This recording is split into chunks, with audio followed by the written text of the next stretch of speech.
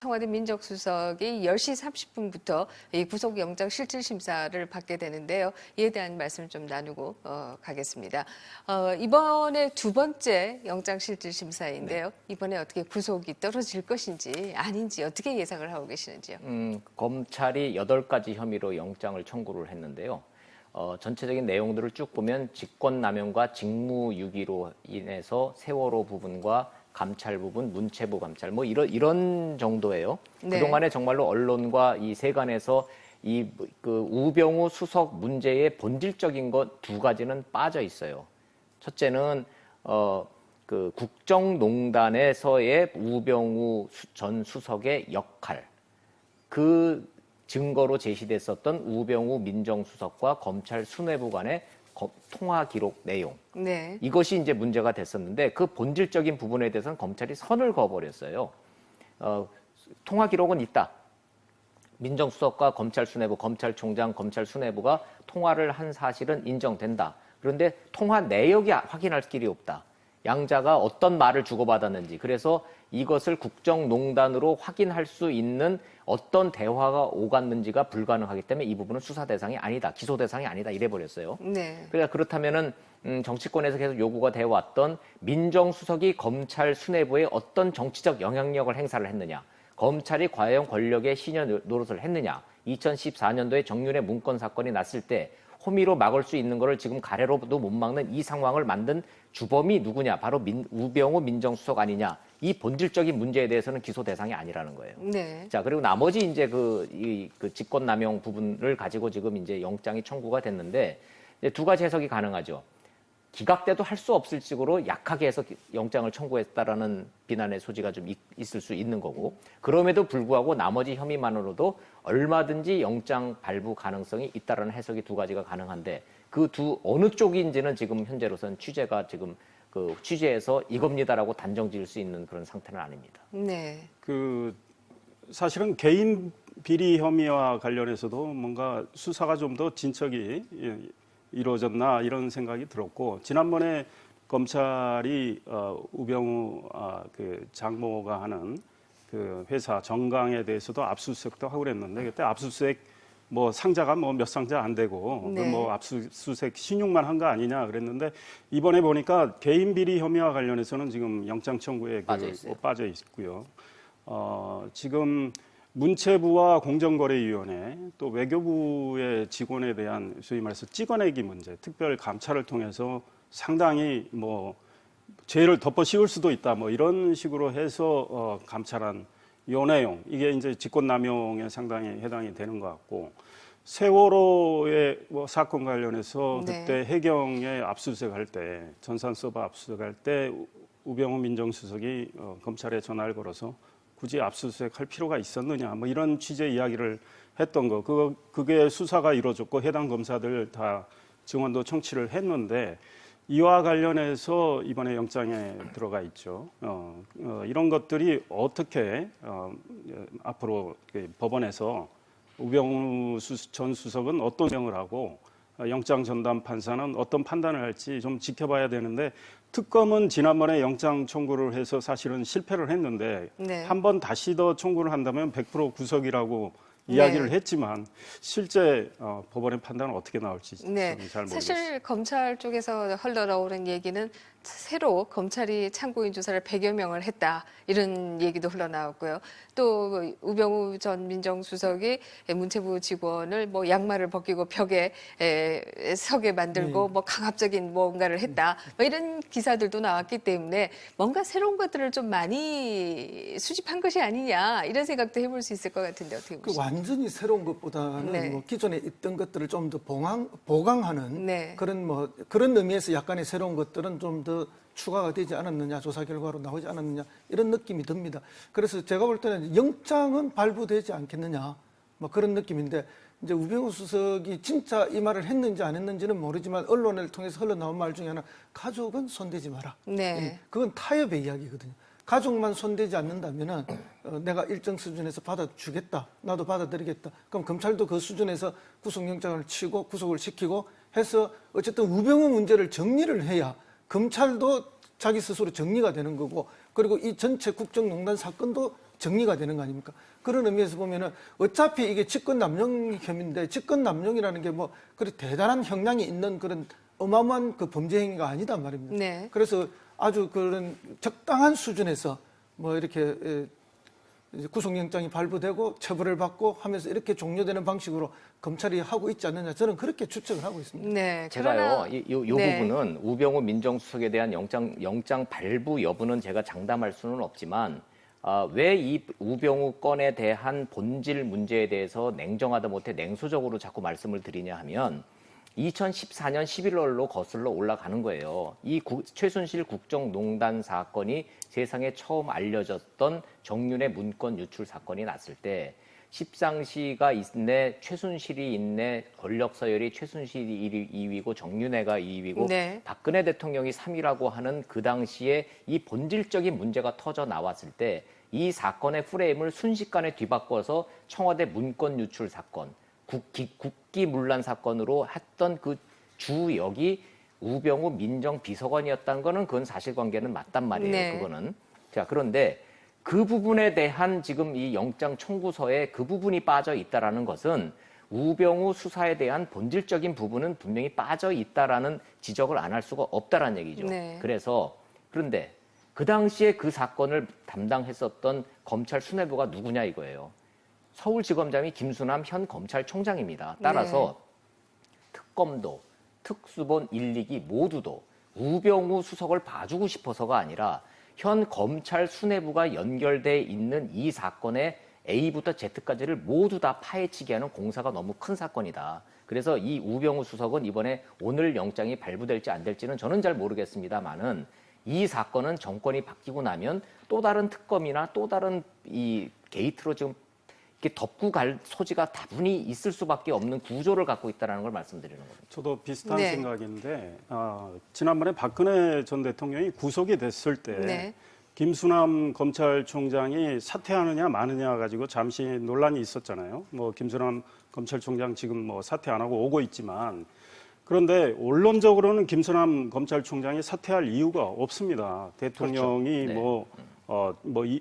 자기를 임명한 분이지만, 총장을 임명한 분이지만 구속됐다고 해서 검찰총장이 사퇴할 이유가 없고, 만약에 그렇게 사퇴를 해버리면 권력형 비리에 대해서 검찰이 수사하기가 어려운 상황이고, 검찰의 독립성, 네. 또 총장의 임기제, 이건 그 취지가 무색해지기 때문에 사퇴할 이유는 없지만, 김수남 검찰총장의 경우는 좀 특수한 사정이 있다. 바로 정윤회 전 문건과 관련해서 서울중앙지검장 시절이고, 그때 우병우 민정비서관이 소위 말해서 초점을 국정농단 핵심으로 파고 들어가야 되는데 이걸 네. 문건 유출로 돌렸기 때문에 그 문제에서 자유롭지 못하기 때문에 저는 본인은 어떤 책임감을 느껴서 사퇴를 하는 게 앞으로 향후 검찰 수사에도 도움이 될 거다, 이런 주장을 좀 폈었는데요. 네. 지금 사퇴를 안 하고 있기 때문에 검찰 수사가 한계가 있고, 이 다음에 다시 이 문제가 나올지 모르겠습니다. 그런데 거기서 그때 우병우 민정비서관이 역할을 했기 때문에 민정수석으로 승진을 하고, 결국은 국정농단이 감춰진 상황에서 더 문제를 키워가지고 박근혜 전 대통령 구속에 이르는 상황까지 왔단 말이죠. 네. 이 문제는 반드시 규명돼야 할 문제라고 봅니다. 네. 우병우 전 수석이 최순실을 자기는 정말 모른다라고 얘기를 주장하고 있는데요. 김기춘 전 실장은 구치소에서 내가 모를 리가 있겠느냐 이렇게 얘기를 했다라고 하는데, 박관용 네. 전 국회의장이 네. 면회 왔을 때 그 말씀을 하셨다고요. 네. 모를 리가 없죠. 왜냐하면 유신정권 말기에 청와대에서 비서관을 했지 않습니까? 김기춘 실장님이. 그리고 이분이 그 할 때 가장 그 사회적으로도 문제가 되고 크게 했던 게 역시 최태민과 박근혜 영애. 그때는 뭐 어쨌든 영부인의 역할을 대신하고 있을 때였기 때문에 그것을 그 청와대 핵심 비서관이 모르고 있을 리가 없습니다. 그리고 그의 딸 최순실이 그때부터 직접 개입해서 조직운동을 같이 하고 있었는데 그걸 파악을 못하고 있었다면 그때 청와대가 정말 바지저고리 청와대라는 이야기 아닙니까? 네. 그렇게 보면은 그때부터 이미 잘 알고 있었고 지금까지도 40년간의 인연을 잘 연결해 왔던 분들이다. 다만 박근혜 대통령이라는 권력을 둘러싸고 약간의 상호 협조도 있었지만은 견제도 있고 약간의 서로의 이제 그런 내용 간의 이제 이런 문제는 따로 있었을 거라고 봅니다. 그렇다면은 역시 우병우 수석 역시 최순실을 몰랐다면 그거는 민정이 아니라 민정을 아예 덮었다는 이야기랑 같은 거죠. 민정수석실이 아예 청와대에 없으면은 몰랐을까? 민정수석을 또는 비서관을 하고 있는 이상은 뭐 백일하에 자기가 알 수밖에 없는 사실이죠. 모든 정보가 거기 검찰, 경찰, 또 심지어 국정원 모든 정보들이 다 거기로 올라오는데 네. 최순실에 대한 정보가 하나도 안 왔다? 있을 수가 없는 일이죠. 또 심지어는 그 특별감찰반이 만들어지지 않습니까? 그죠? 그랬을 때 거기서 이제 수사를 할 때 그때는 수사가 아니고 조사죠. 네. 조사를 하는데 형 어디 아파? 하고 그 이석수입니까? 그 이렇게 이제 우병우 수석이 또 일종의 경고를 날리는 이런 것까지 있었는데 거기에서 조사가 뭐겠습니까? 다 그런 그 전반에 대한 조사들이나 판단이 있었던 건데 그렇기 때문에 너무나 잘 알고 있었다. 네. 그러나 왜 그러면 알고 있으면서도 이렇게 했느냐? 결국은 권력의 단맛에 취해서 그걸 놓지 못했기 때문에 견제할 수 없었던 것입니다. 네, 알겠습니다. 최근에- 저희가 이 얘기를 계속 할 수가 없어서요. 오늘 사법부가 또 어떤 판단을 할지 지켜보도록 하겠고요. 정치 얘기로 돌아가겠습니다. 양말을 벗기고 벽에 서게 만들고 뭐 강압적인 뭔가를 했다. 뭐 이런 기사들도 나왔기 때문에 뭔가 새로운 것들을 좀 많이 수집한 것이 아니냐 이런 생각도 해볼 수 있을 것 같은데 어떻게 그 보십니까? 완전히 새로운 것보다는 네. 뭐 기존에 있던 것들을 좀 더 보강하는 네. 그런 의미에서 약간의 새로운 것들은 좀 더 추가가 되지 않았느냐 조사 결과로 나오지 않았느냐 이런 느낌이 듭니다. 그래서 제가 볼 때는 영장은 발부되지 않겠느냐 뭐 그런 느낌인데 이제 우병우 수석이 진짜 이 말을 했는지 안 했는지는 모르지만 언론을 통해서 흘러나온 말 중에 하나 가족은 손대지 마라. 네. 그건 타협의 이야기거든요. 가족만 손대지 않는다면은 내가 일정 수준에서 받아주겠다. 나도 받아들이겠다. 그럼 검찰도 그 수준에서 구속영장을 치고 구속을 시키고 해서 어쨌든 우병우 문제를 정리를 해야 검찰도 자기 스스로 정리가 되는 거고 그리고 이 전체 국정농단 사건도 정리가 되는 거 아닙니까? 그런 의미에서 보면은 어차피 이게 직권남용 혐의인데 직권남용이라는 게 뭐 청와대 민정수석이 10시 30분부터 이 구속영장 실질심사를 받게 되는데요. 이에 대한 말씀을 좀 나누고 가겠습니다. 이번에 두 번째 영장 실질심사인데요. 이번에 어떻게 구속이 떨어질 것인지 아닌지 어떻게 예상을 하고 계시는지요? 검찰이 8가지 혐의로 영장을 청구를 했는데요.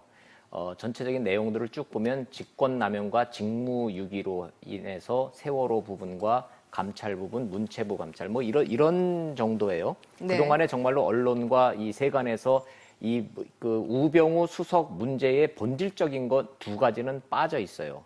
첫째는 그 국정농단에서의 우병우 전 수석의 역할, 그 증거로 제시됐었던 우병우 민정수석과 검찰 수뇌부 간의 통화 기록 내용. 네. 이것이 이제 문제가 됐었는데 그 본질적인 부분에 대해서는 검찰이 선을 그어버렸어요. 통화 기록은 있다.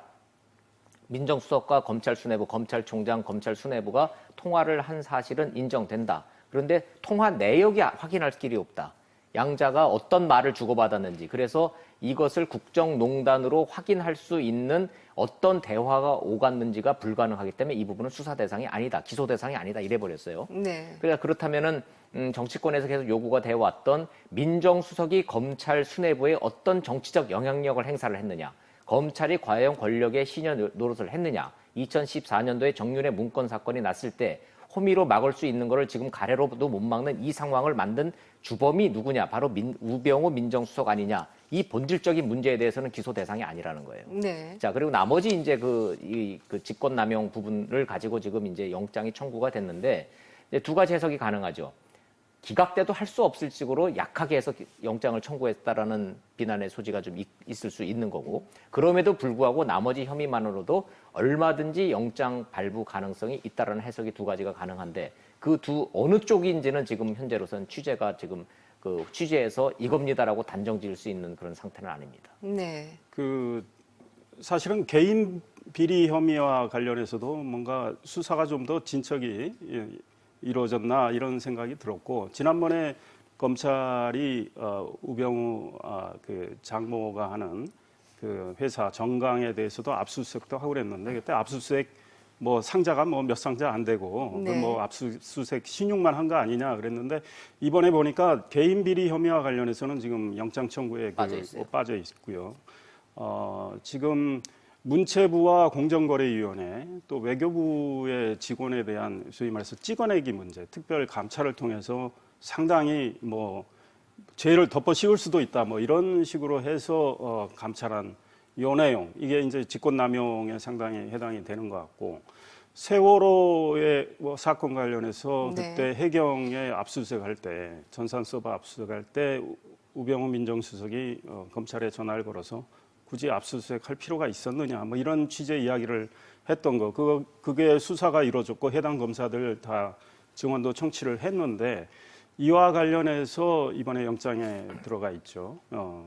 이런 것들이 어떻게 앞으로 법원에서 우병우 전 수석은 어떤 명을 하고 영장 전담 판사는 어떤 판단을 할지 좀 지켜봐야 되는데 특검은 지난번에 영장 청구를 해서 사실은 실패를 했는데 네. 한 번 다시 더 청구를 한다면 100% 구속이라고 이야기를 네. 했지만 실제 법원의 판단은 어떻게 나올지 네, 저는 잘 모르겠습니다. 사실 검찰 쪽에서 흘러나오는 얘기는 새로 검찰이 참고인 조사를 100여 명을 했다 이런 얘기도 흘러나왔고요.